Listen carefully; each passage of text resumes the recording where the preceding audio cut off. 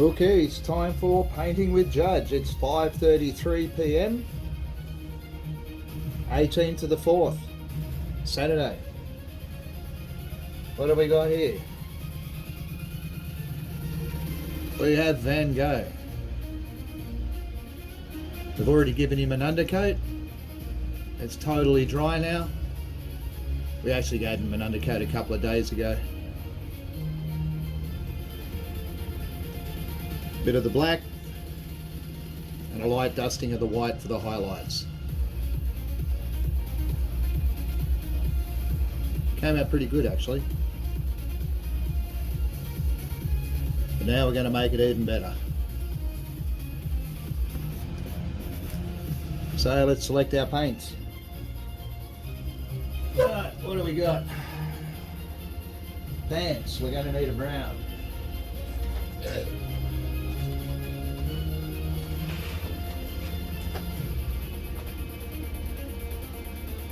Burnt umber, 71040. For the leather backpack, mud brown, 71.037. What colour are we going to make the shirt?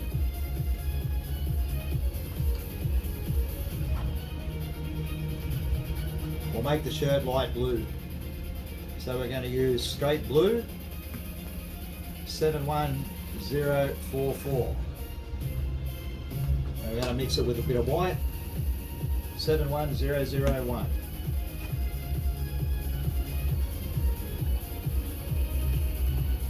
The stick, mahogany.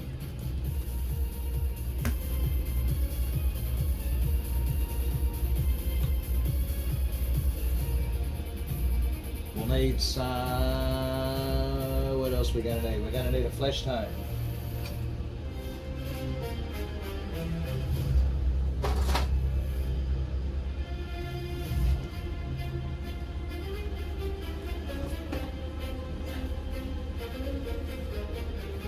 Page 0.003, pale flesh.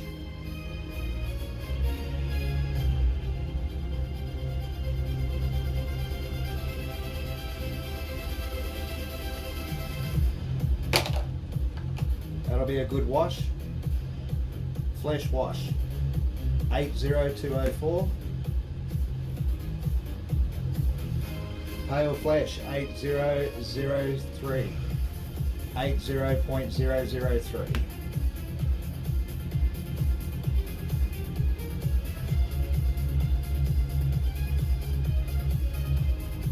And I think that's all we're going to need. We'll use a bit of gold for the clasps.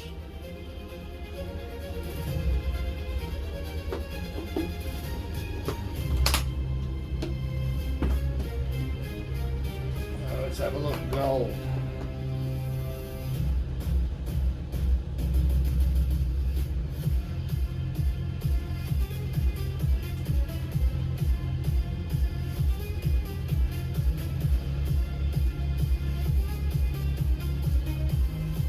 I'm grabbing out an ochre, 80.150 heavy ochre,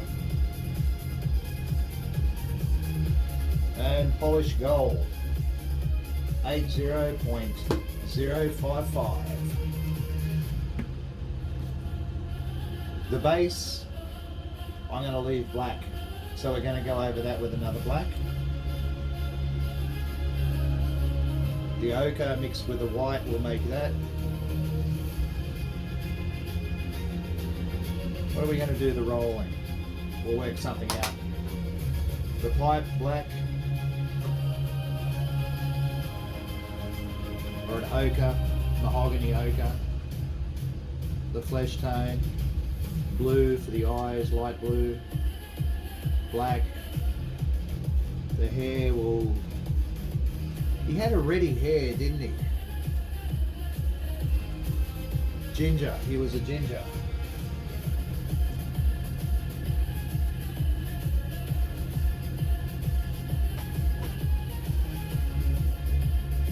Yellow 87085. We'll add a touch of red to that.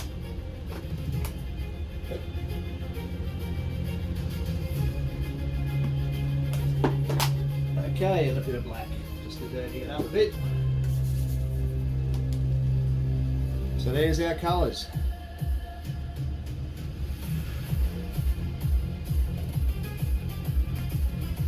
I've got a music playing, an AI version of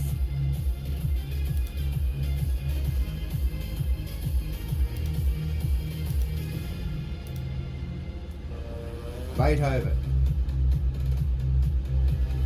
Beethoven with a melodic techno. Because if I use a regular music, they're going to burn us and we're going to get censored. Black for the shoes. Well, actually a dark mahogany, we'll just blacken them up a bit. Grey for the socks, black and white. Browns, the mahogany, the mud brown. Okay, first things first. Cigarette.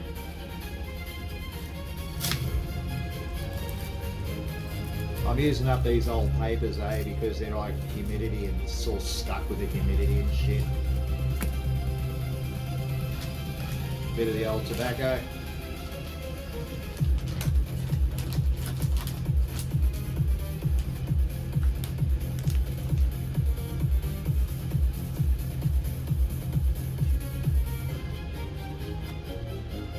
Why am I having a cigarette?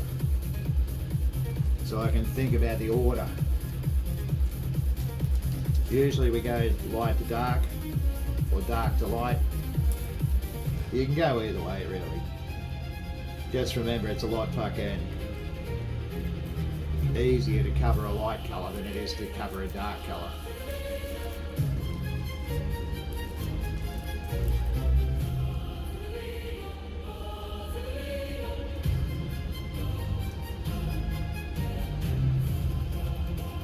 I'm going to start with the face and we're going to build on that flesh tone.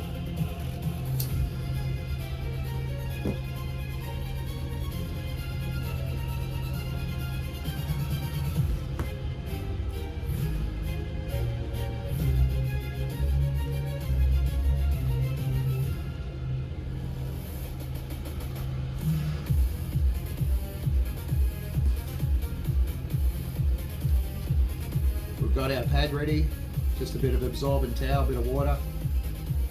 Water's down the paint, preps it all nicely. Okay, and we're going to use a number 1 brush. Got our water. Oh, it's got a nice gold metallic flake in it. We might utilise that and give him the twilight effect. Van Gogh, you are going to glitter in the shine.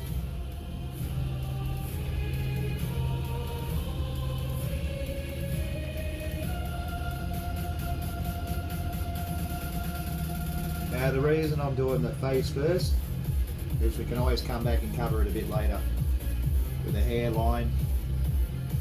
Personally, I think it's just going to be easier.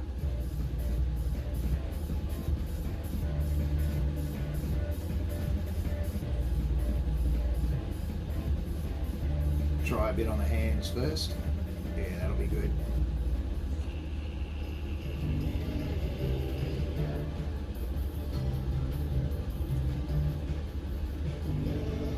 I anticipate 3 hours. Let's see how we go.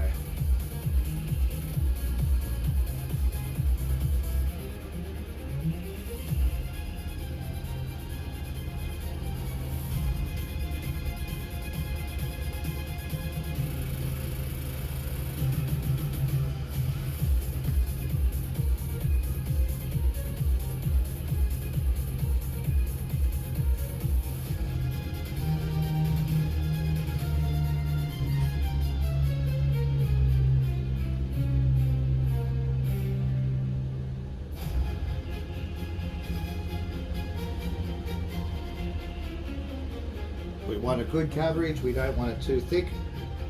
because we've already prepped it with the right undercoat to give the highlights.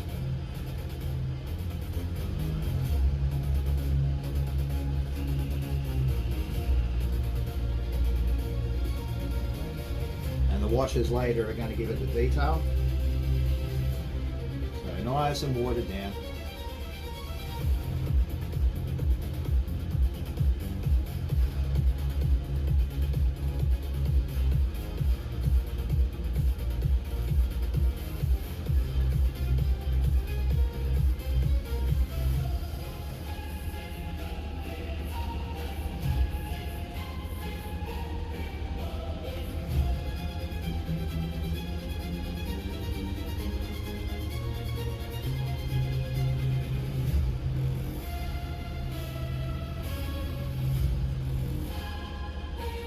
One hand.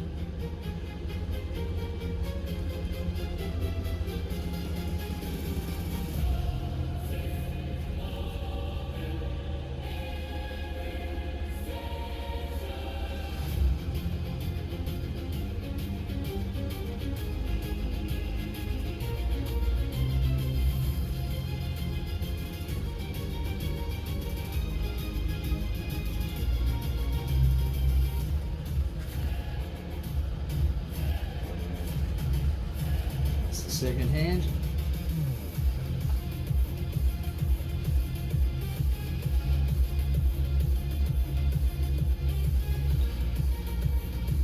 It's funny, it's the type of hobby you can have a cigarette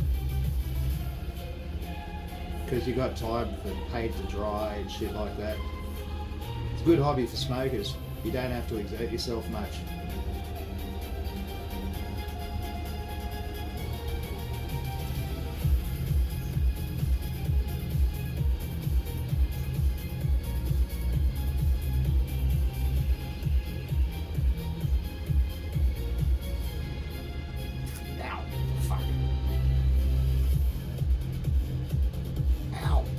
Son of a bitch. There's no excuse for smoking, they're really not. Nothing good comes from fucking cigarettes. Huxley, if you ever watch this, buddy, I'll whip your ass if I catch you smoking.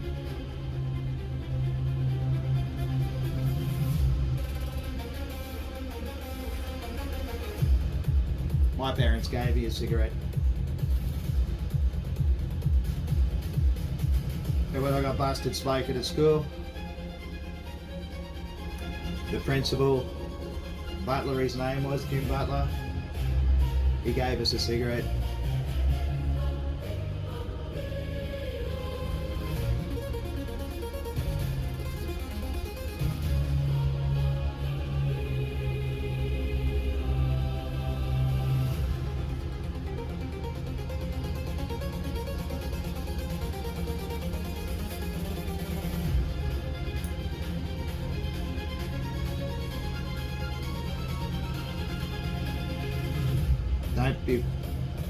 You got to find comfortable positions, eh? Like brace your hands, especially when I do his hairline here.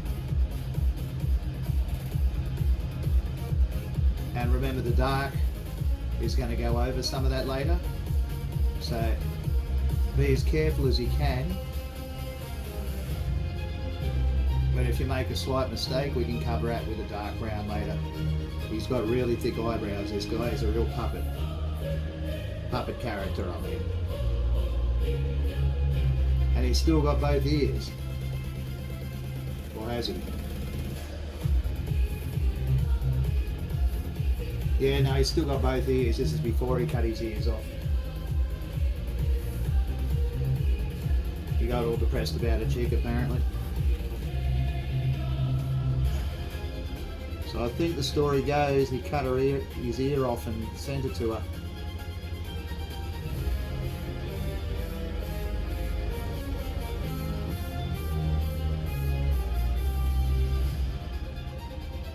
That's what women do to men.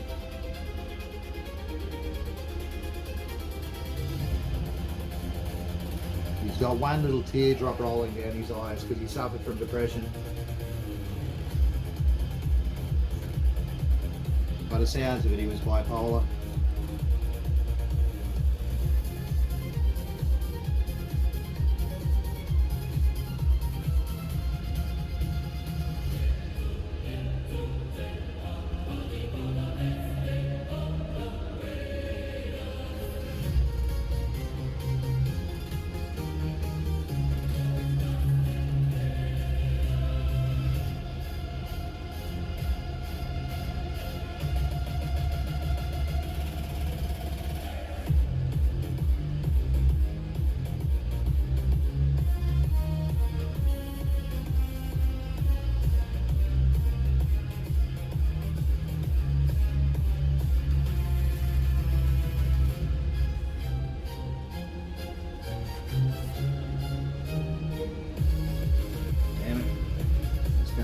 Drop or two. We ran just short. Just talking to myself, we're going to need another drop or two.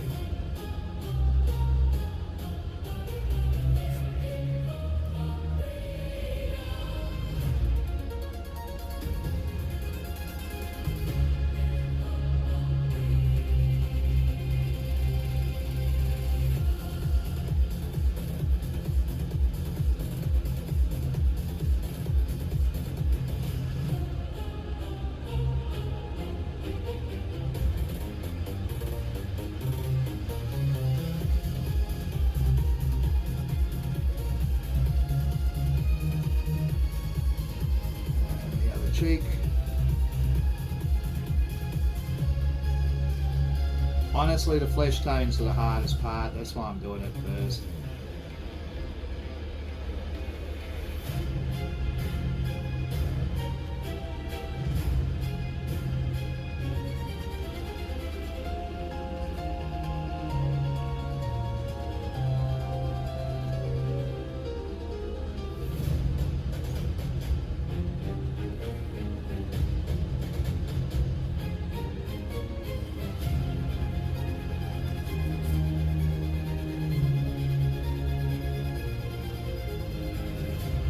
Another drop.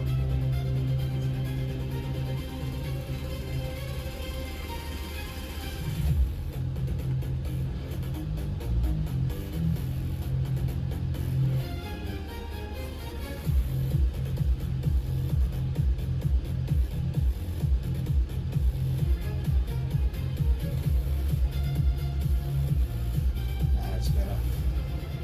Now we're getting the coverage we need.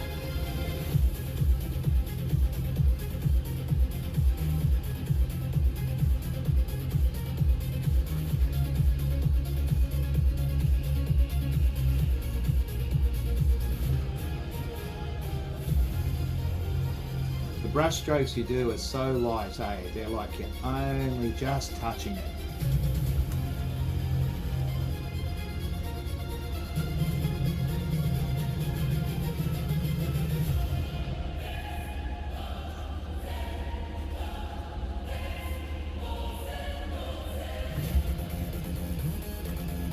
That hand, we're going to do that a bit better.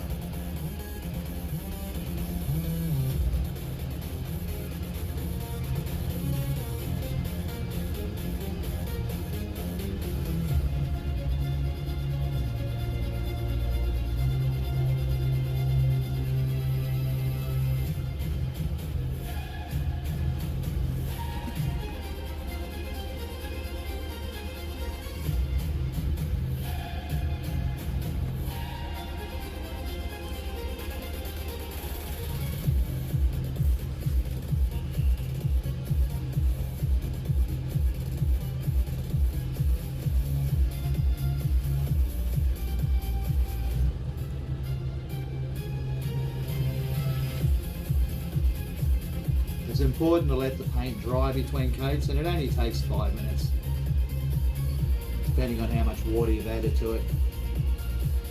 But that looked right before, and now after it's dry you think, nah, it needs another coat. The other hand too.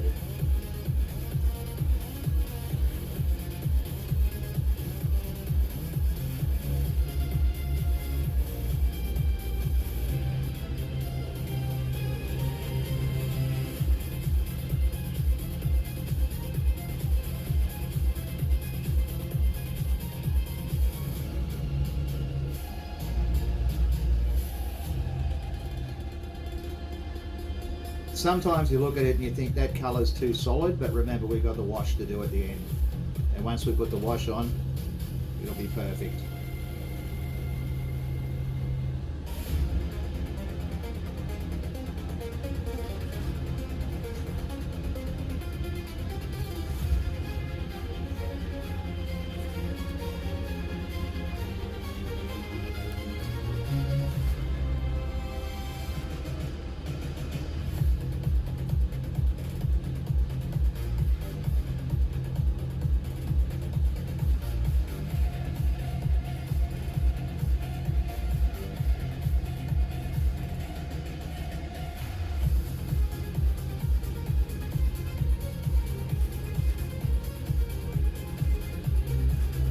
It.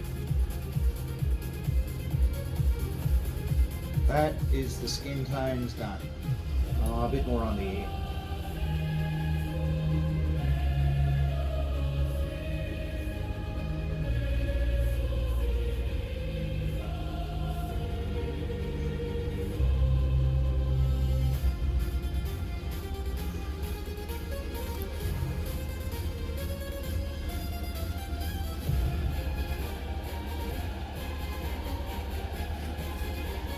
Needs to be a bit thicker.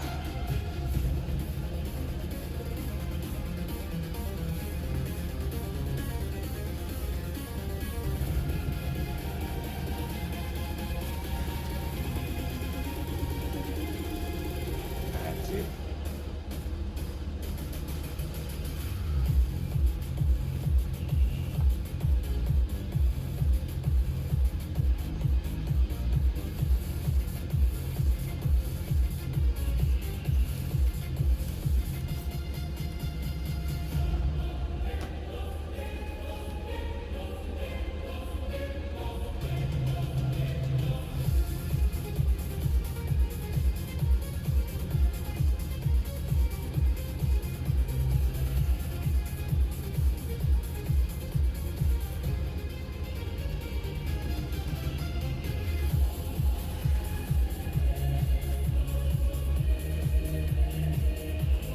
Hand came out really well, and that's the one we had to get spot on because that's the one facing the audience. That hand's come out pretty good too, and the face, yeah, that's good. You just need a bit more colour through there, and it's got to be a bit thicker.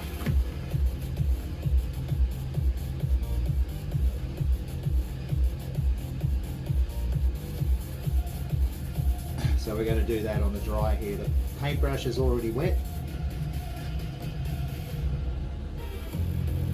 That's better. Never paint with a dry paintbrush unless you're dry brushing. And even then you've wet the brush before. And you've squeezed out most of the water. If you try to paint these things with a dry brush, it's all going to stick and it's just going to be fucked.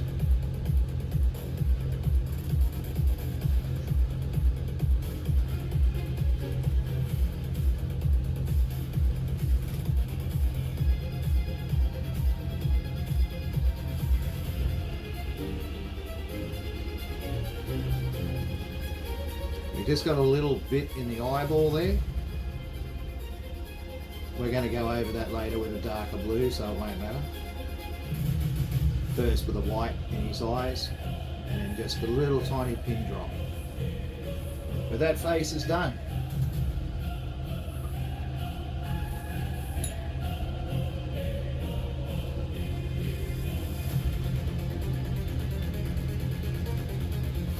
Clean the brush properly. Scrape the bristles back to a point. Okay, now the pants.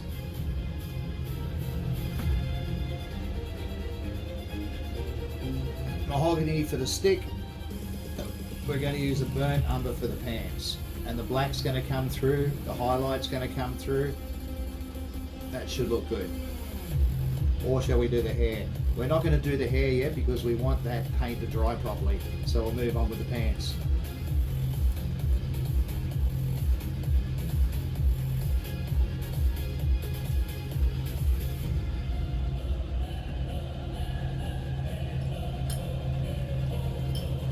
And I'm going to use a number 4 brush.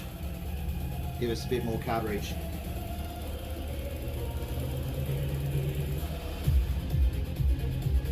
Thin coat first because you don't know how it's going to roll out. Put your brushes away, otherwise you end up in a mess. Beautiful.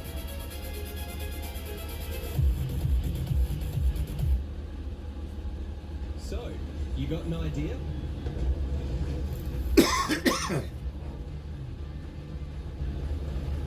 From our home, just ask Jacob, the home of 3D printing. That's where I got all my stuff from, JCar.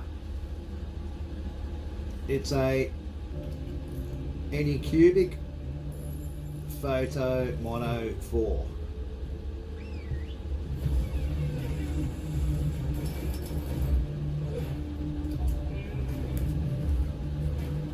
We're only going to need a single coat of that because we want the texture to go through from that undercoat. And this is covering really well, so single coat of the brown.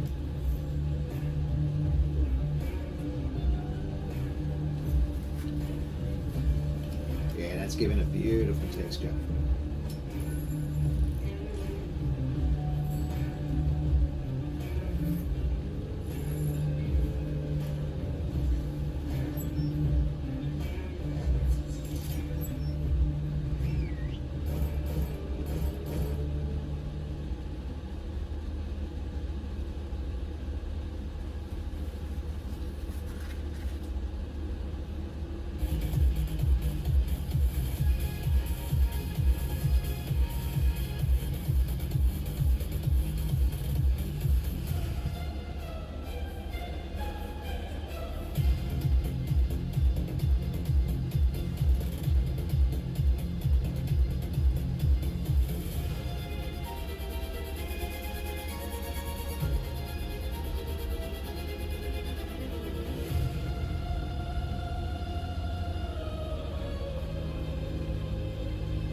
So far so good. We're going to need a bit more paint by the looks of it. Oh, we might not. We'll see how it spreads it. The trick is with the water. If you put too much water in, the paint just turns to shit straight away and absorbs out to the absorbent towel. And then you lose half your paint. So you want water, but you don't want it like a puddle. You just want that damp. Try to get it in one corner, so there's more water down there than there's more water up here than there is down there, and then you've got the sides as well you can work with. And if you need it dry, then you just mix it on your. That's why you have a sheet of cardboard or newspaper under you. I personally like cardboard. Some people put paper down, but cardboard's better. What you don't want is plastic, eh? Some people will argue, and I'm sure you can use plastic, but it's it just works better if you've got that nice dry cardboard feel.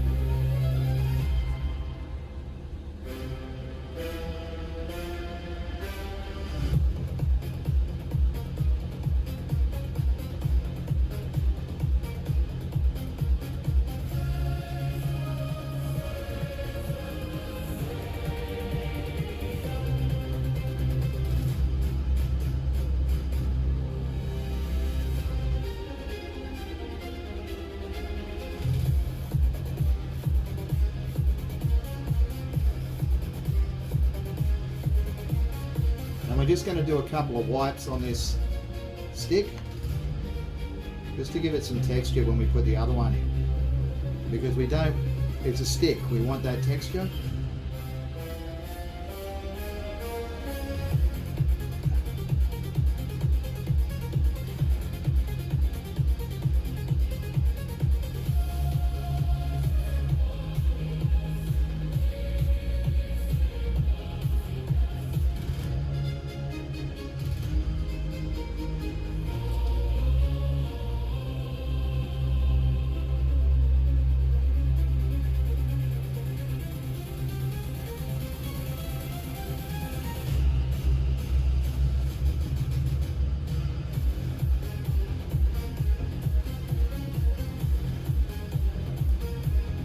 Okay, that's the pants done, the face is done.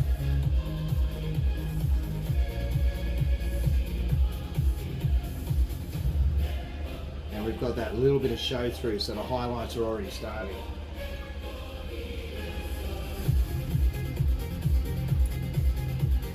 Okay, I'm going to have a smoke because I'm going to wait for that to dry a little bit. Otherwise I'll be fucking around, turning it and twisting it, and then you know what's going to happen. But we can do the backpack. And for that we're going to use a mud brown. And I don't want to smoke too much, eh?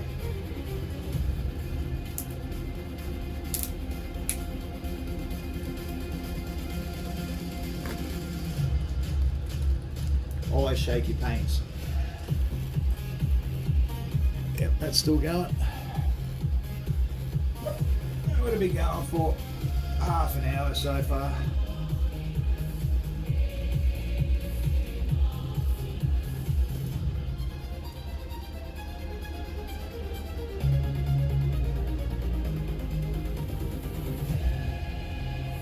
That brown's too light. So we're going to add some mahogany to it. We want a different shade of brown than the pants. So we're going to customize this a bit. And I'm going to mix a little bit extra because I don't want to run out and have to remix it.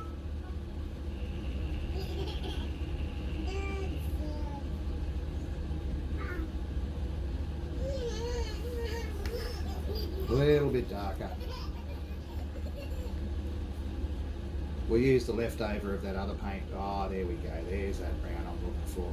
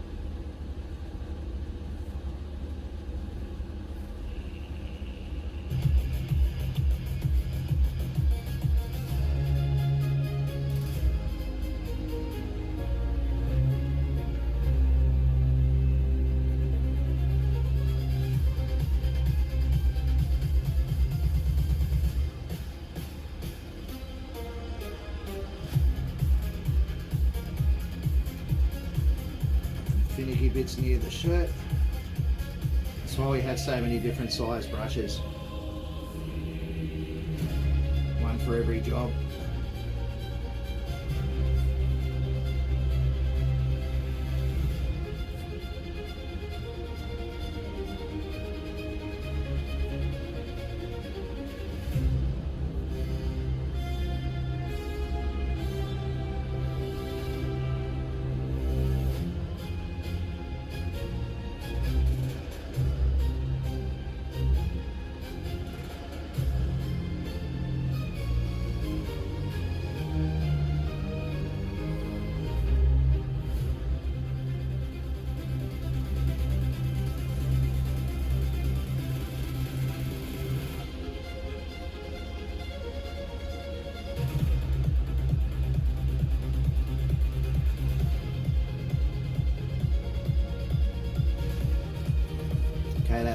back's going to need a second coat.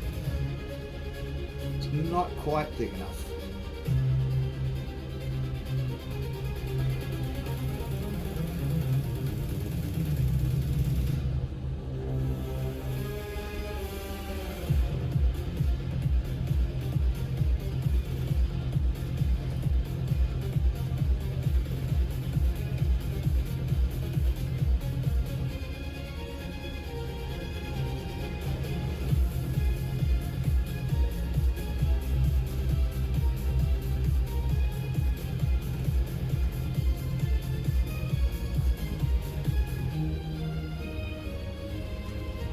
Forgot to do his neck.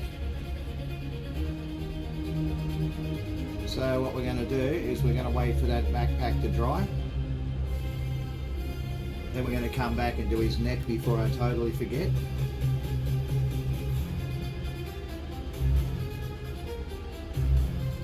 And then we'll work again on the leathers.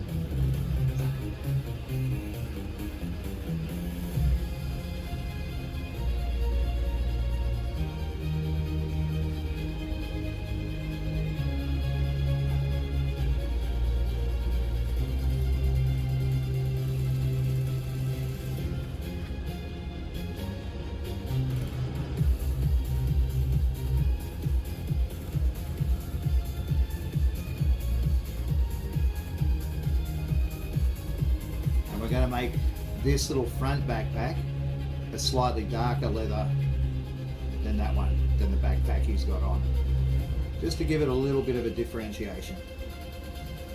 So we got three, we're going to have three different types of browns, and then we'll, that roll there, I'll make that a grey. I'll make it a light grey.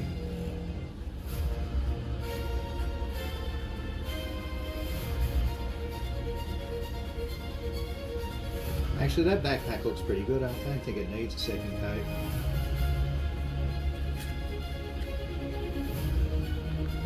Either way, it's time to let that dry a little bit.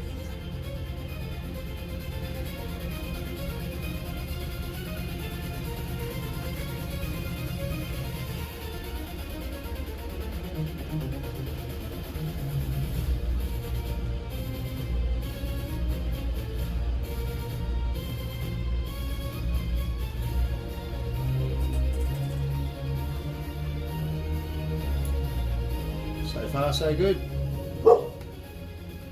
Okay, I'm going to stop the camera there while it dries and I have a cigarette. And we're going to let this model dry. And then we're going to come back. And we're going to do the neck. And we're going to do these canvases.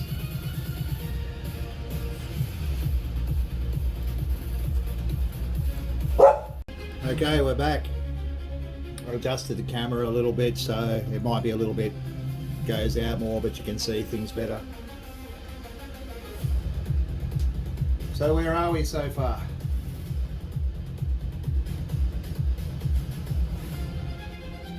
His pants are perfect. His backpack's done. Skin tones are done.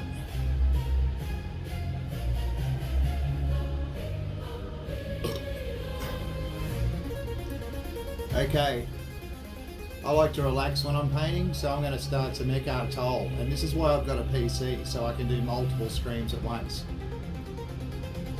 Not that it's got anything to do with painting, but you'll see. Of humans on the planet, that is still their daily reality. Their sense of identity, who they are, is derived from the narrative in their minds. Okay, we've got to do his neck. And that's an amazing dysfunction because it creates an enormous amount of suffering that is actually unnecessary. So we'll let Eckhart fucking But narrate. humans do the opposite. If you are unconscious, by the way, I'm going to use that word quite often probably tonight. Unconscious does not mean the conventional meaning of unconscious, as you It know, means is, you're asleep. so when I talk about unconscious humans, I'm not talking about that they're all unconscious in a spiritual sense, means That's it. completely identified with the compulsive, incessant thought processes in your heads. Identified with every thought that comes into your head. Now what does it mean when I say identify? Identify means to do with identity, to do with who you are, to do with your sense of self. Okay, we're going to do the hair. So when you identify with the thought has you in its grip. To such So an what are we extent doing? We're going to use that every mud brown, thought has a sense of 71.037. So you derive the A bit sense of yellow. self, of who you are, the sense of self. 80.8. You derive it from the voice in 80.085. the head. And that is for still millions of humans on the planet, that is still their daily reality. And Their sense of identity. some who they red, are, is 80 derived point from the narrative in their 086. minds. Just to And ginger that's it up an a bit. amazing dysfunction because it creates an enormous amount of suffering that is actually unnecessary.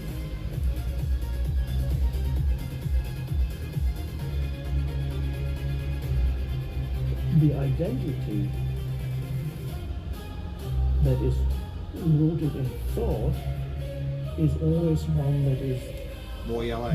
deficient.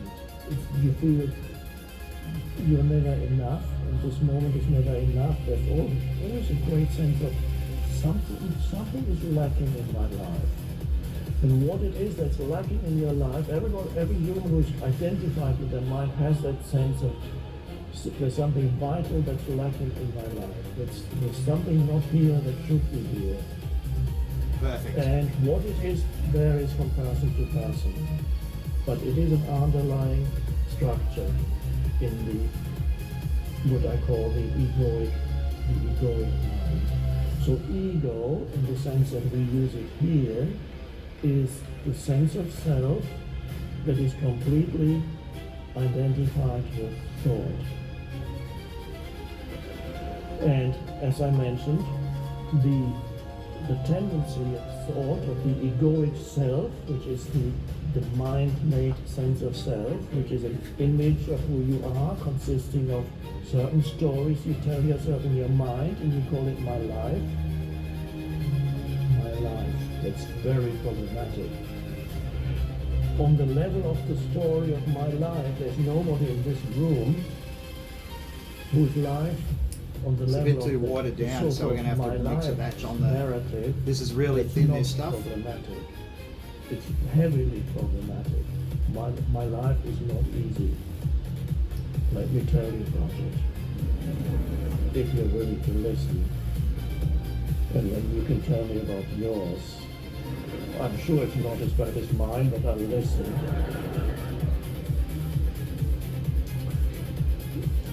So everybody carries around a conceptual self that they call my life.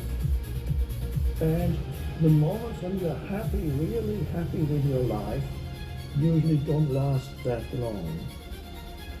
It is more normal to be, to a greater or lesser degree, unhappy with your life. If you're happy today or right now, just wait a little. Because things will change, because humans get continuously challenged by situations, and then you become unhappy again. So the voice in the head, the compulsion, tends to dwell on things that are not good rather than things that are good. Why does it do that? There's so much more to think about when it complains than about something good. Yesterday's sunset, that was so, you saw a sunset yesterday, it was so magnificent. And in the moment of seeing it, it freed you for a moment from the voice in the head because you just went, wow. And and you felt more intensely alive suddenly. Why? You didn't feel intensely alive because of the sunset, or it seems that way. You felt intensely alive because you were so overwhelmed by the beauty of it that for a moment your thinking subsided and something else arose, and that something else was presence or awareness. And you went, and that you, in that moment you felt more intensely alive than you would normally do.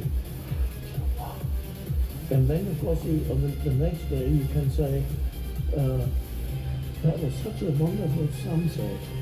I felt so alive. But apart from that, the mind cannot do very much with it. The mind, compare that to complaining about the person who offended you yesterday.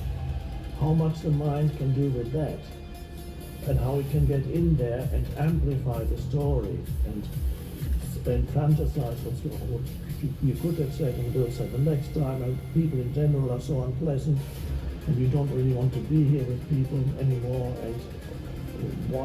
and all kinds of things. So it's hard on the good things. So-called, the mind can't do that much with it. It tends to dwell on the negative and the egoic self. The mind may itself get stronger when it can complain about something, and when it can make Stop whinging, that's what he's talking about. An adversary or an enemy. It loves that because it feels stronger in its sense of self. People do that. There's often such a thing as a collective ego, nations, groups, entities, collective entities. They love their enemies. They love to make enemies because then it defines your sense of self more, and you feel more yourself. It's all illusion. It's all mind stuff.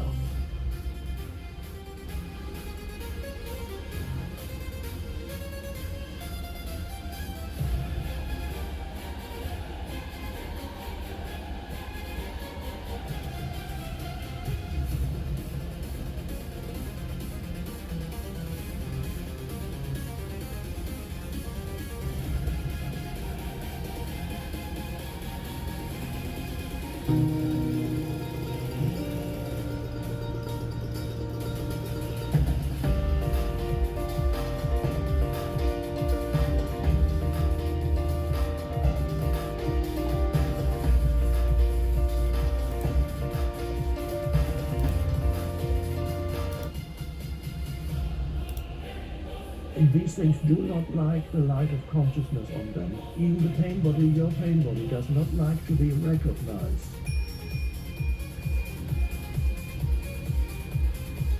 Yes, we haven't spoken about the pain body yet. So, well, you all know what this term refers to.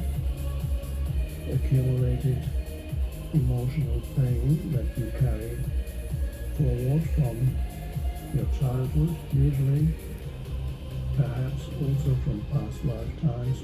If you believe in past lifetimes, if you don't like past lifetimes, forget about it. Carried over from childhood, and it is partly personal because it's to do with your early life experience, which for everybody is somewhat painful, and for some much more than for others. And if you also absorb pain body from the collective into which you're born, which could be That's his hair done. The country or the energy field or a particular area in your country, whatever it may be, you also absorb that. So there's a personal aspect to the emotional pain that lives in you, and there's a collective aspect. And the pain body, just a very, very brief summary. The pain body. So the head's done. Is not the pants are done. In most cases, The backpack's active. done. It has a dormant stage and an active stage. When it's dormant, Now we're going to do the whites of his eyes. There, and periodically, the tendency is for the pain body to need to feed on further experience of Straight white, something emotionally painful. 71.001. Because that is what corresponds to the vibrational frequency of this energetic entity, because that's what it is. Emotion is an energy form. It's consciousness, everything is consciousness. Consciousness is taken on a particular form. An emotion is a form, a temporary form that consciousness is born into, assumes. One And drop. What childhood pain, emotional pain, usually leaves behind remnants of that. And a particular 5-0 emotion. paintbrush. It's not completely released. So by the time you See how are fine that is? It's like a 18 needle. or 20 years old, you carry a pain body. Wet it. For some humans, it's a very heavy thing. Get the For others, excess it's off. Not too bad. The pain body periodically Absolutely needs to sweet feed on fuck all. the experience of emotional pain. In other words, it wants emotional pain, it needs emotional pain, and it creates emotional pain primarily in two ways. Either it creates drama with people close to you, so that they get you get negativity coming back at you, and then you can have the drama in relationships. Favorite place for pain body to renew itself is intimate relationships. That's the best. You get the best food in intimate relationships, and it will create drama and push the buttons. It has a borrowed intelligence. It has its own little intelligence, and it is cunning. It's a little like grumbling kind of, and it knows. Now we're just going to cut it in with a bit more of the skin tone in tone. order to provoke them into responding, reacting with drama, and usually it works. Because then when you press the correct buttons, you awaken the other person's pain body. It goes, oh, great, I'm here too.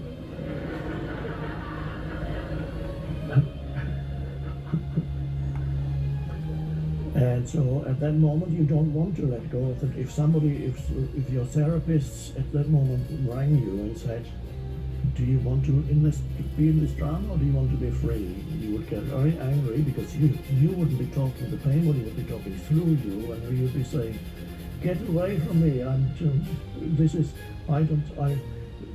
not about pain bodies, this is serious stuff, I don't want to hear what you have to say. Leave me alone with that nonsense, pain body. The pain body does not like to be recognized, because that means the light of consciousness is shining on it. Now, what do you do if you don't have an intimate relationship? It gets a bit more difficult. How can the pain body says, that's okay, I have the perfect solution. When I need to feed, I will rise up into your mind and I will control your thinking. Okay. And every thought will be a negative thought about yourself, about other people, about life in general, or about politics, some deeply negative thought, and then it becomes, the thought is not just one thought, it's addicted to negative thinking. My life is so awful, and this person is so awful, or this is absolutely, whether it's predominantly anger, predominantly self-pity, or whining, or shouting. I'm going to leave his eyes a little bit dark. You are trapped in a cycle of negative thinking, continuously feeds. Because, as you know, Van Gogh was depressed. Thought again is a form, that every thought is a form that consciousness has taken, temporary form. It's a little entity, every thought. And that gives energy. The pain body gobbles it up, it nerves your negative thinking. Because the more negative, the stronger it gets again. But after a while, it's had enough. It's like a big meal, and you can't eat anymore. And then it goes back to sleep, and you feel, oh, what was all that about? And sometimes if it's in a relationship, you wake up. So then suddenly everything is fine again. It's like you both wake up out of some kind Now of put that little bit of blue in for his But teardrop. the strange thing is, it might not happen every 2 weeks, or 3, or every once a week, who knows? Maybe once a month, or every 3 months. It varies a lot. But it comes again and again. And until you begin to recognize it for what it is, then the awareness comes in. once you recognize it, it can no longer, first of all, it can no longer use your mind to reveal itself. That's all you need. Recognize it directly, so there it is, I can feel the emotional pain. And then you may be able not to be totally controlled by it when it tries to create new drama in the relationship. Okay. Again, or your Now we're gonna let it totally dry. Your partner, and you can clearly see that that some dark energy comes. And then we'll get on with Some it. dark energy comes into him or her, and suddenly this that if you see it for the first time after getting married, you start living together, and then for the first time you see in your partner the pain body. For many people it's the first time when they question I'll finish the stick whether while we're at they've it. chosen the right person. Wow. Now, another strange thing about the pain body, it is a vibrational entity. It can sometimes attract, because there are entities floating around in this universe that we cannot see. There's a vast amount of things that we cannot see. Our senses are very limited. So there are entities whose vibrational frequency corresponds to the frequency of the pain body. A bit like what you can see. It's like in the reality that you can see with your senses. It could be compared to perhaps vermin, as we call it, rats, a rat infestation in your house, or cockroaches. So there are psychic correspondence, a bit like cockroaches or rats in the unseen realms, that can sometimes be attracted by strong pain bodies. And when that happens, the pain body gets, so they cling to your pain body, almost merge with it, and then the pain body can be incredibly heavy and become really dangerous. And usually it happens to people who are either very, very unconscious, or people who are drug addicted Fucking to drugs, alcoholics. which lowers very much your consciousness, or alcoholics lowers very much your consciousness, or have some deficiency in their mind. So it happens to them that their pain body attracts other entities to them, and then they could perpetrate the most dreadful crimes. And often it's sometimes again, they're not always in the grip of it, but it's there, it's latent, it's waiting.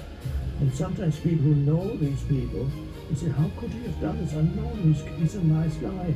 How could he have killed and dismembered 6 people?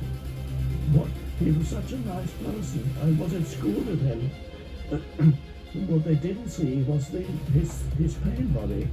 And when his wife might have seen it. I don't know if she's still alive. But so it is possible that some entities cling to your pain body, and as you bring more consciousness to it, which simply means to be aware of it. Okay, time to let that dry. Whether or not your pain body whether there are other entities that have come, then it might be not as bad. Okay, so we've had a bit of drying time.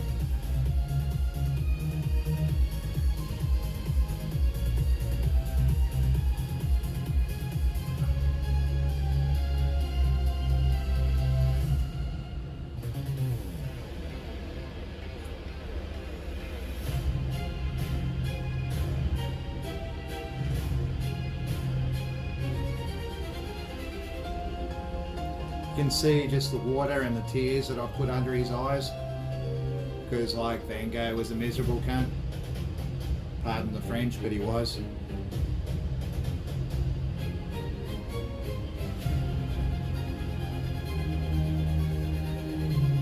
Okay, now we're going to do the little backpack he's got here. So I'm going to start with my old trusty #1 brush. Wet it down.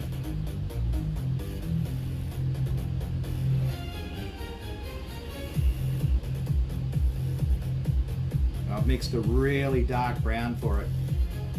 because you need that little bit of contrast.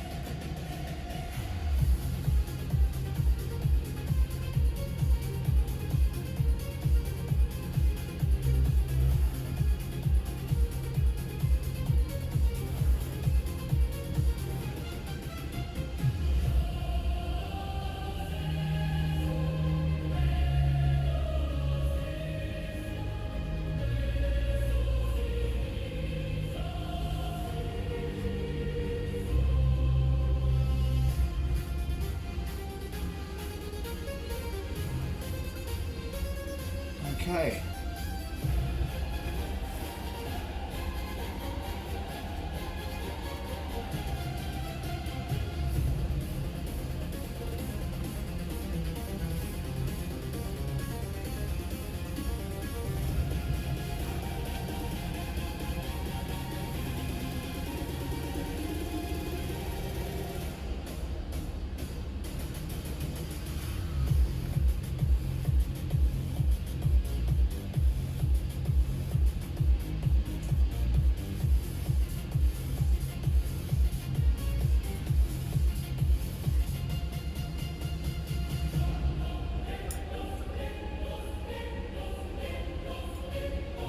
While that backpack dries,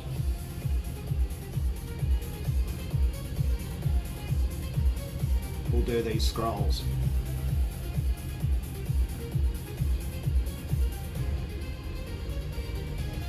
I'll make it a dirty yellow. Let's see if we've got a closer colour. Ochre will be nice.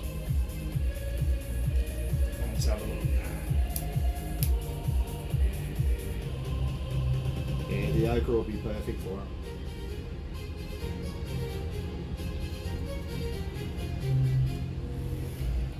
Yellow ochre, 71.033 for the scrolls.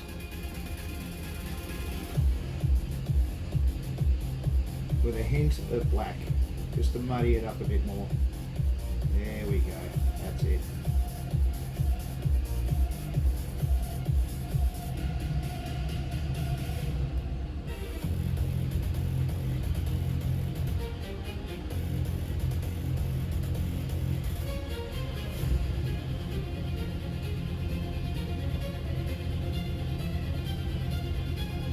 They're going to need 2 coats. I'm going to have to stick it on its side because the paint's running a bit.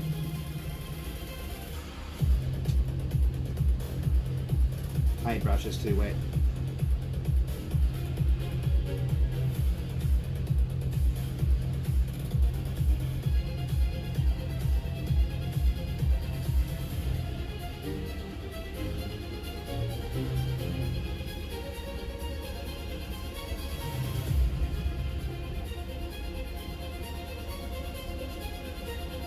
We'll just let that coat dry. We'll move over to the other side.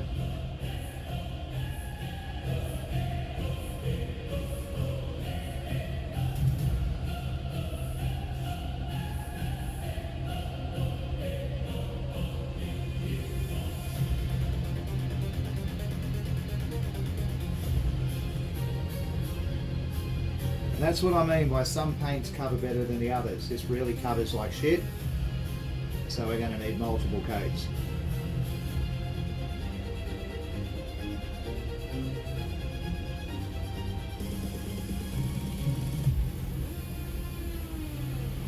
There's no point even trying to get it on in one coat.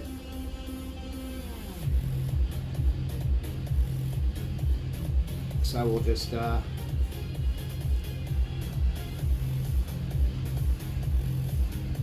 that first coat down. And we'll let that dry. We'll come back to it in a minute.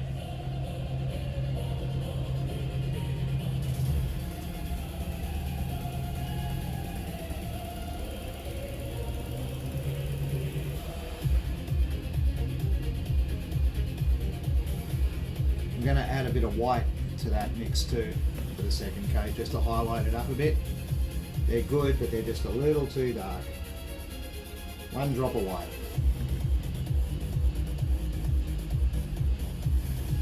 That's a bit better.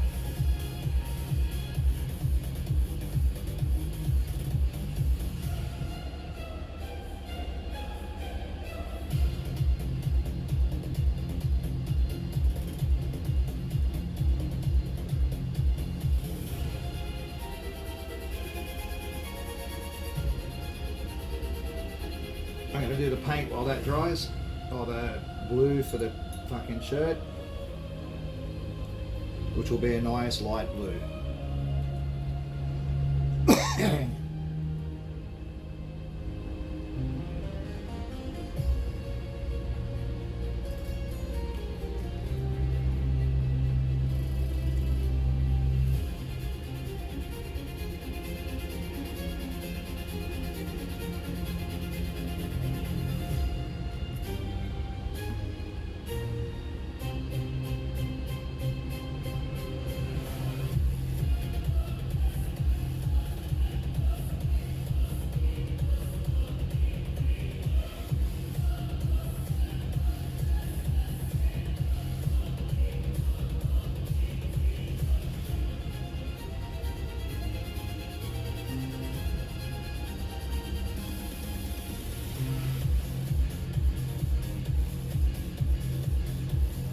Make sure this is all running properly. Yes, it is.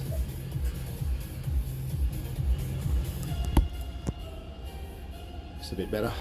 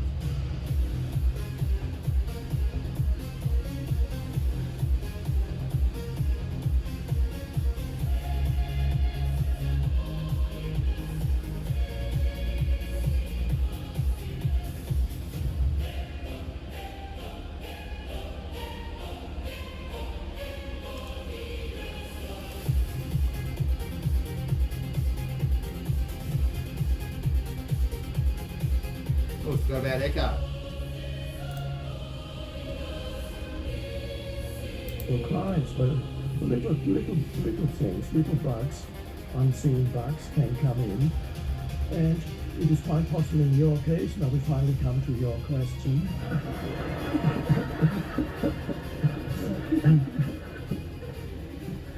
That as you become more conscious and direct consciousness, then the pain body, it would be hard for these entities to continue to cling to your pain body, especially if they're not overpowering, which in your case is not. I can see that it's not. You're not going to call a kill and dismember a few people. So these are not overpowering entities. They are little things that cling to your pain body, but if left unattended, it could get worse. But it's because you're growing in awareness. I believe that's the explanation, but I don't know if that is the explanation. But it seems to me that it is. That these things do not like the light of consciousness on them. Even the pain body, your pain body, does not like to be recognized, because it knows when you identify it and you can feel it. You put your attention on it. It doesn't like your attention, because then they cannot use your mind anymore. So if you put your attention on it, there may be things that suddenly, oh, I can't stand this anymore. This person is becoming too conscious. Things leave, the pain body becomes lighter. So the pain body can even, I told the story and I believe I knew us when I saw somebody for counseling session, and we had a wonderful release of this person's pain body. It was like a big chunk went. Okay, that's the shirt done. I don't know where it went, but it went up into the air. There are similar stories in the Gospels too. It's not called pain body in the Gospels, of course. It sounds more ominous. He was carrying an evil spirit.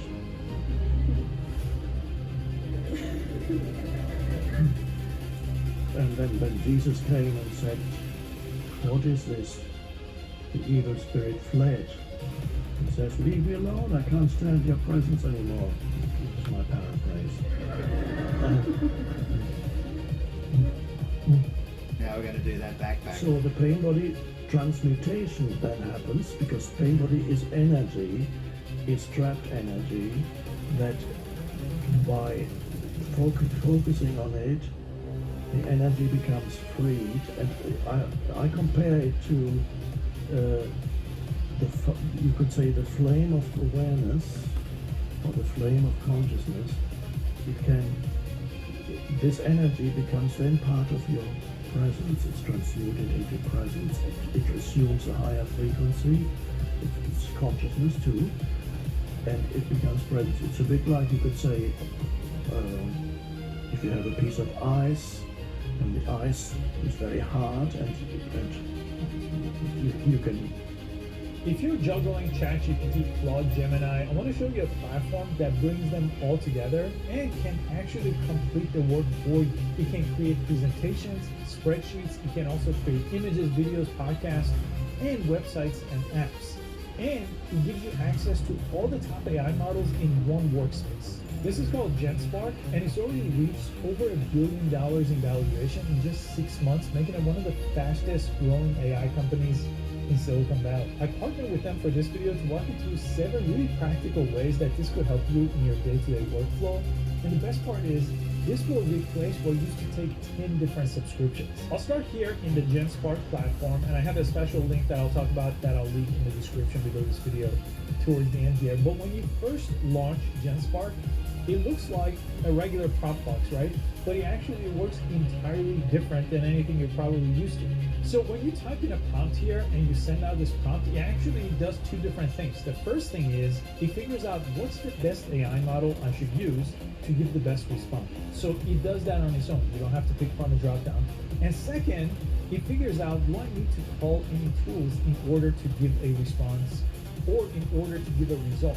In this case, we used a version of Deep Research here, and it called that tool, and he gave us this response here. And you also see these two options. This one is really great because you could completely personalize this, and it'll still do all the other things that it needs to, but it will know more about your profile, the different traits you wanted to have, and even a custom instruction you could type here. But check out this wrench icon here. It allows you to connect any of these tools here, and it is a massive list, so just about anything you could imagine. You could kill somebody with a piece of ice, but when it gets transmuted, it becomes soft and fluid. And when it gets transmuted even more, it becomes vapor, you can't even see it anymore. And that's a bit like consciousness manifested in different forms. For so-called inanimate matter would be a consciousness that is totally asleep, or almost totally asleep. And then gradually you have different degrees of awakening of consciousness in different life forms. The plant Okay, life, that's the animal backpack done. life, human life, and then awakened human life. Now we're going to get back to those scrolls. So all you need to continue to do is to be aware of it, especially when it arises. And be aware of it when it's there in relationship. Does it use your mind still? Be very alert so that the emotion does not rise up into your mind and you start thinking negative thoughts. When this happens, immediately know what's happening. When you love your negativity, then you don't really love it, but your pain really loves it. So it's a wonderful, pain is a great teaching, and it's a great thing for, it's often people with heavier pain bodies that have a more powerful incentive to awaken spiritually than people with a relatively mild pain body. However, one cannot generalize too much, but there's a tendency for people, it's like you're in a nightmare. If you're in a nightmare, your motivation to awaken is greater than if you're in a relatively pleasant dream. It's not that great, but it's okay. But if you're facing a monster, then you really want to awaken.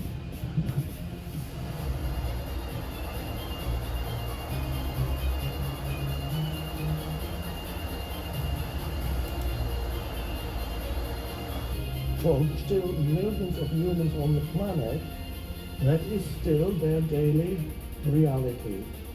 Their sense of identity, who they are, is derived from the narrative in their minds. And that's an amazing dysfunction because it creates an enormous amount of suffering that is actually unnecessary.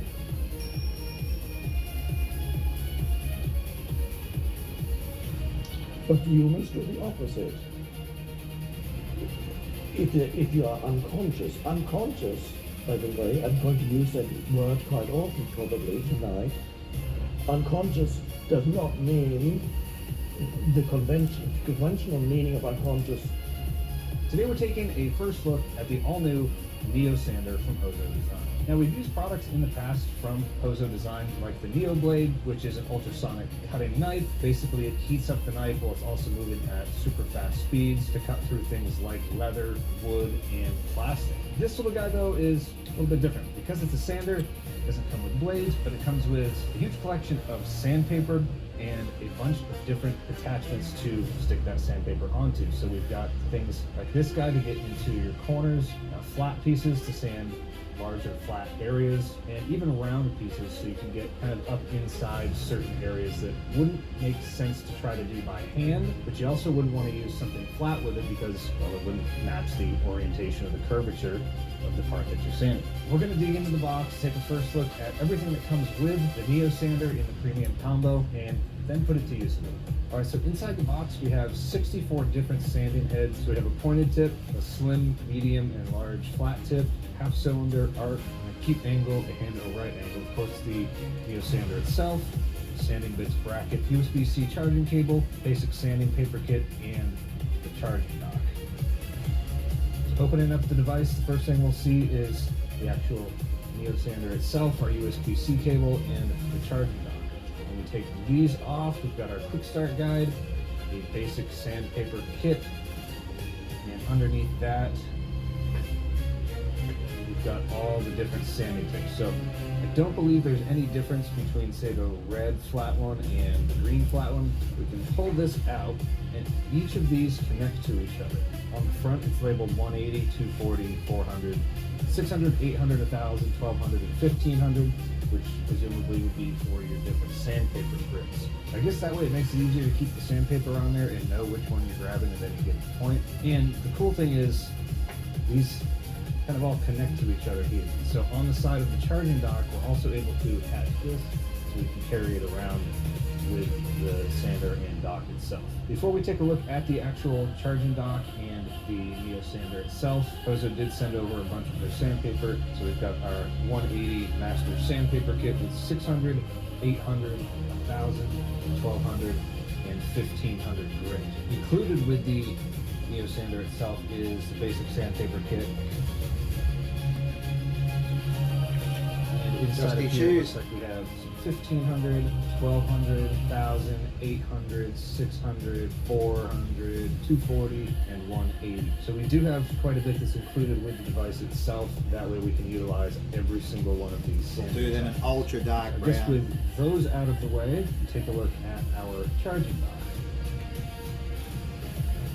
Pretty simple device here. You can see on each side of the dock, we've got those little slots so we can attach two different grits if we wanted to, kind of like that.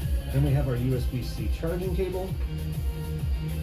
Just plugs in that right there, and then you will need a 5-volt 1 amp input or a power delivery input. So you should be able to charge this from something like your computer or a standard phone charger. And then of course we have the Neo sander itself. It's got a power button here, and this power button also tells you kind of the charge level. And inside the quick start guide, you can see here battery indication. If it's blue, it's got greater than 70%. If it's yellow, it's got greater than 20, so between 20 and 70. And if it's red, it's low. Looks like it's also got some variable speed. I don't know if you can hear this, but if I just turn it on a little bit,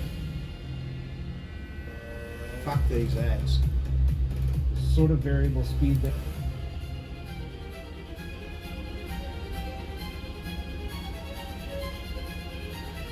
Add anything, so I say perhaps because I don't know exactly what I'm going to speak about, but I assume I will also be speaking about the obstacles to this realization. This is very helpful to address the obstacles that may and probably will arise in you to the realization of that transcendent dimension of consciousness, which is the most important thing, this realization, the most important thing that can happen in your life.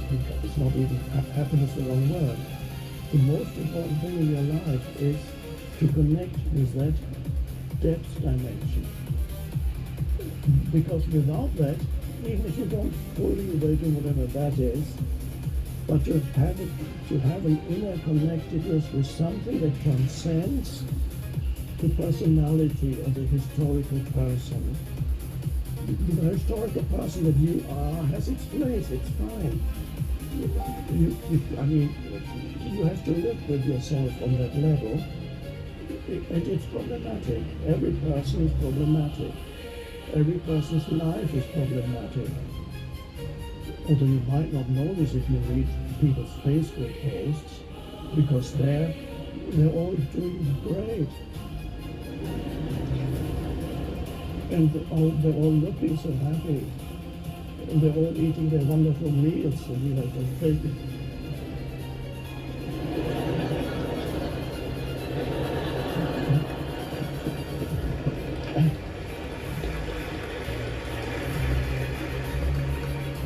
and they look all so beautiful because the pictures are so overexposed, like the photo on the front cover of the magazine. The photos are so overexposed that everybody looks so ethereal and beautiful. It's left if you see the eyes and just a little bit of blurry outline of the face. We are done. That's all. I'm going to go a little bit more on the the on those scrolls because that's really thin so paint. that's, but life, the people have a mental construct of what their life is, One is like projected to the world through modern technology. And then you have another mental construct that you live with in your life that you call me and my life. Me and my life. That's the person talking. That's the personality talking. So, and when you start questioning people, or you listen to people, or listen to your own, the voice in your own head talking about me and my life. It's not the greatest story. It's a problematic story.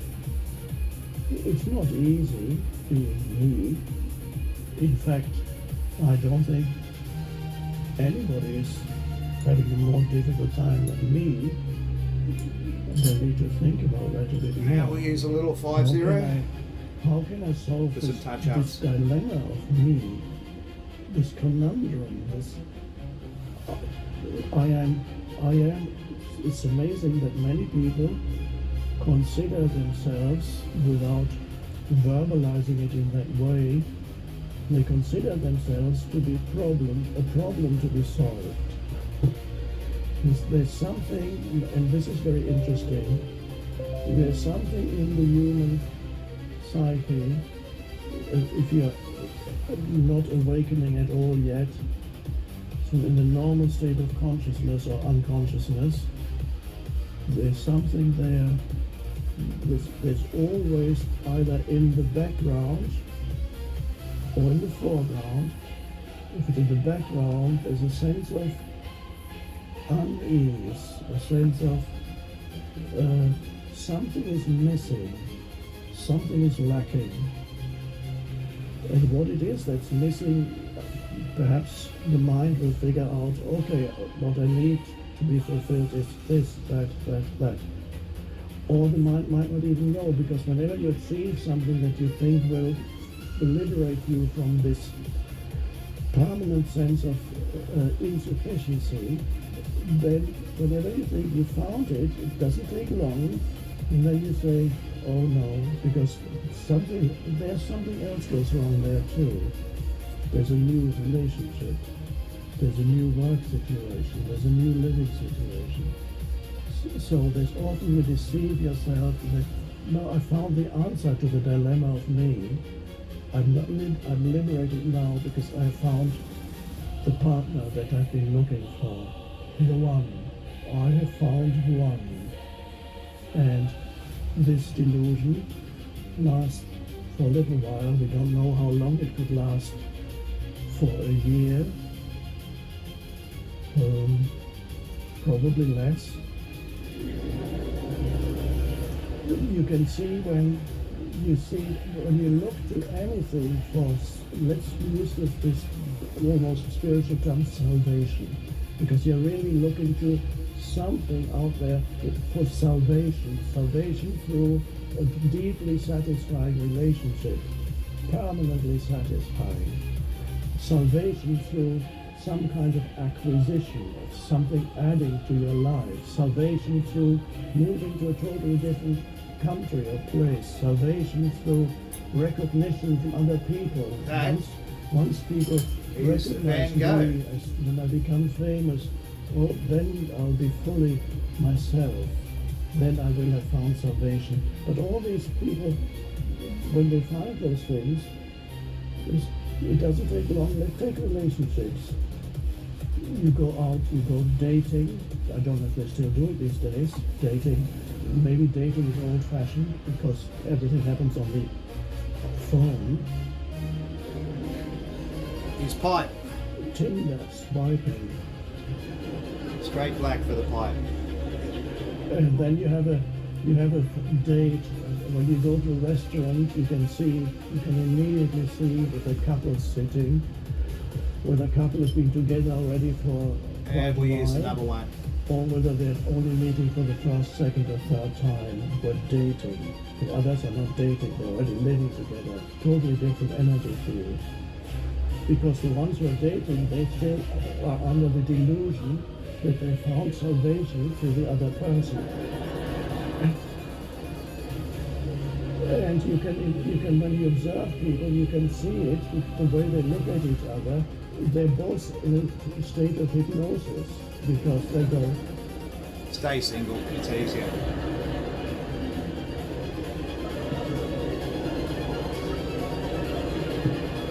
so wonderful. And you don't even know that you're playing a role unconsciously, and the other person is playing their role, and these two roles interact, and you think, well, this Okay. is the reality. We're done. And then you see another couple, they've obviously been together for a while, and they sit there, and most likely these days they're on their phones, so they're already living together. And so when the dating goes to the next stage, you start moving in together, then these days it often happens before the wedding, if it is a wedding. But so you move in together and you quickly notice that this person is not the same person that you dated. After a few days or weeks, sometimes months, but that's maximum, you find, who is this person? There are some aspects of the personality that you find deeply irritating, if not disturbing. And then you question yourself, say, I must have made a mistake. But it could also be that your partner feels the same thing about you. What happened? The belt buckle. So you're experiencing the conditioned personality. Gold. You're no longer experiencing Polished gold, the 80.055. part that somebody's playing. You're experiencing the conditioning Vallejo of paints. the person. And every person is, if you live with them for a little while, everybody, you will display behavior that is not that pleasant. They also have a pain body. If you've read my books and talks, you know what a pain body is. And we may talk about it later. It's an accumulation of past emotional pain that lives in That's all we you. need for that. But it's dormant, and then after a while it becomes active because it needs to feed on some kind of drama. And when you start living with somebody, and for the first time you experience this person's pain body, then suddenly there's a shift in the entire energy field of that person. It's no longer the same person at all. It's a dreadful thing. And you don't know what it is. You say, oh, no. And that's how somebody wrote an article a while ago in the paper that says, Okay, now we do some drying time. We let it completely dry. why you married the wrong person? And then we So in that dry sense, brush it. It's not pessimistic, but it sounds pessimistic. And that'll highlight You everything. always marry the wrong person. Put some texture and detail into it. But that's all the solid work done. Unless you awaken to a deeper dimension in yourself that transcends the conditioned Cigarette. personality, then you have something Solo. something genuine, something that is not part of the conditioned entity that we call the person or the personality. Okay, we've already done the dry brush. I forgot to turn the camera on. So now we're up to the wash. So, not the flesh wash. We're using the sepia wash. 80.200. We water it down 50-50. And we just brush it all over the browns, the yellows, the blues, and it takes all that brightness out of the colour, and it just turns it into a much more pleasant finished model.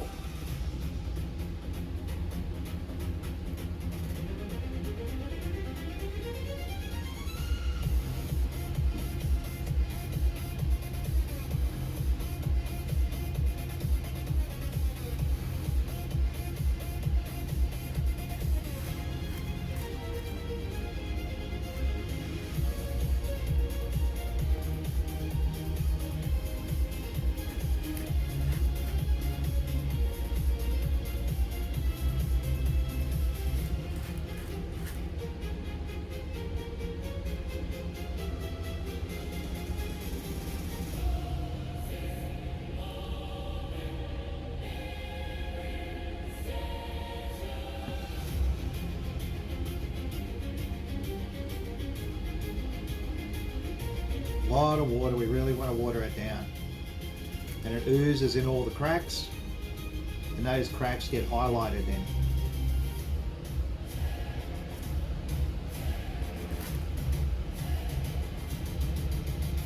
And you just slap it on really rough. I mean, not rough, stupid rough, so you end up in a shit show. But yeah, the idea is layer it on fairly thick because it's so thin that it's just going to ooze in all those cracks, like I said, and that'll highlight the cracks.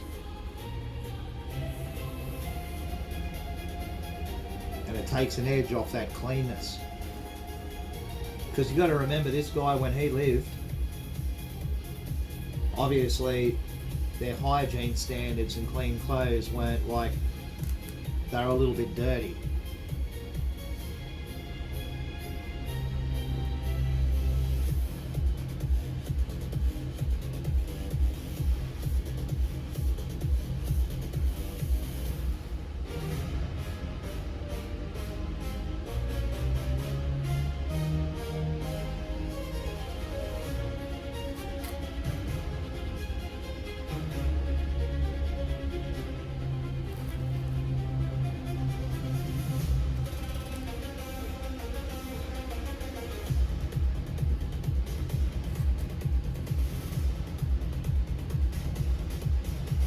Okay, that's it for the wash. And a little bit more on his backpack here.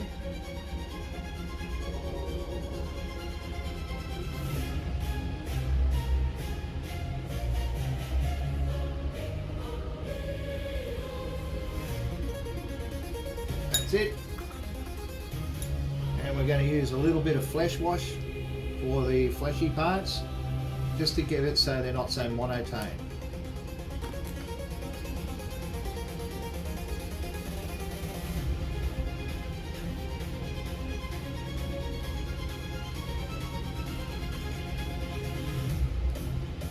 Sometimes these bottles are goddamn near impossible to open. So we got Vallejo Flesh Wash, 80.204, 42 reverse.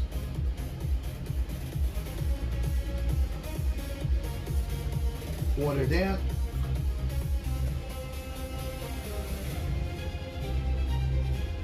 That's better.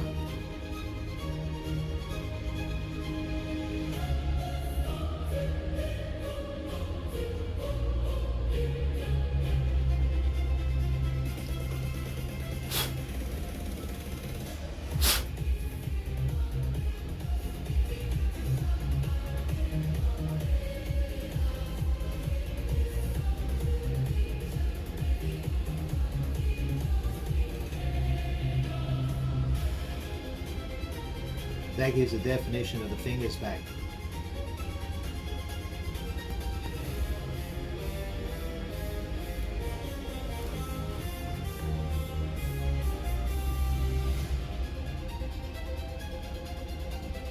This makes them look more real.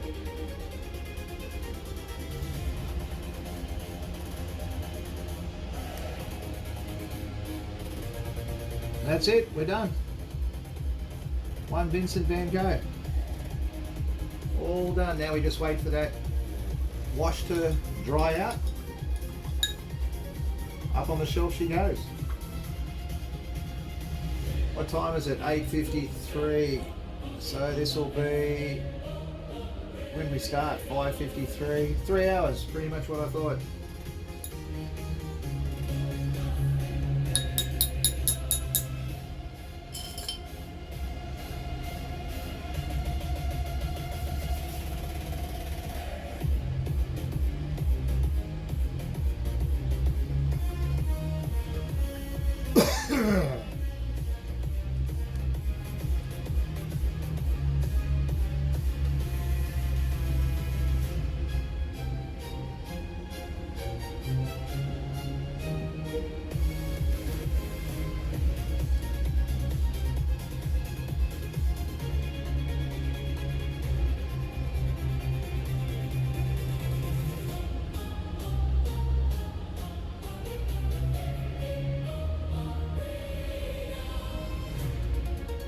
That'll only improve once it dries off.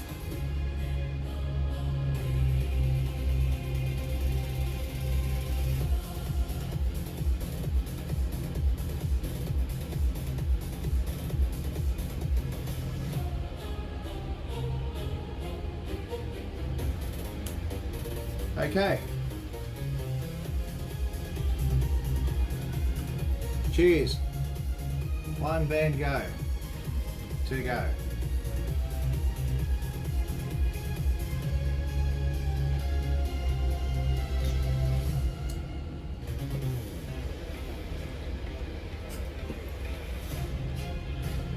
For long, and that's, if you leave it at that, it sounds a little pessimistic or nihilistic. Okay, so what's the point in anything, says the person who superficially studies Buddhism or other teachings. So if nothing can satisfy, what's the point in anything? I might as well get drunk and then experience briefly that, and then the next hangover, and then get drunk again, and then eventually I'll kill myself. But that is only the first part. He says, if you seek yourself